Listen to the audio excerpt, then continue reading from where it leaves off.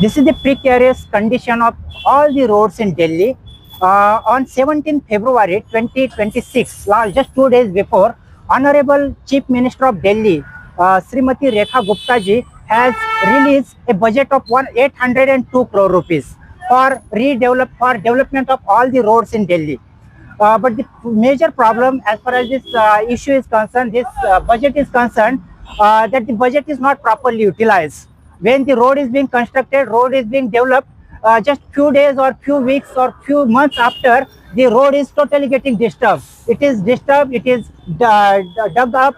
And why it is getting dug up? Because for cable work, for pipeline, for LPG gas, so many works are getting done along the roadside, and for that the newly constructed road is getting disturbed. Now you can see this is the Mandi road, and it is starting from Chhatarpur. This is 7 kilometer stretch, and few months before only, so many crores of rupees are spent on this road, and the road was developed. And now you see the condition. You just follow me, please come this side. You see, starting from, and this is the work which will go on for months. Sometime it will go on for months. And this is the condition. You can see traffic condition. Most of the time the traffic is getting congested on this road. This is the road. You can see traffic is getting congested on this particular road because of the disturbance of the road, the unpaved road.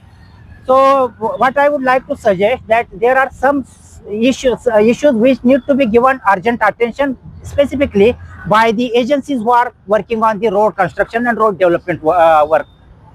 First, very important is, this task has to be completed in time-bound manner. If it requires 2 months, give 15 days time and try to finish it within 15 days time. So I'm just giving one example. So reduce the time and give the timeline to the agencies which are working on this one, and within that time-bound manner, the work needs to be completed. Secondly, this work has to be done during the night time, not during the daytime, so that there should not be any kind of deviation as far as the traffic vehicle movement is concerned. And secondly, there should be one duct.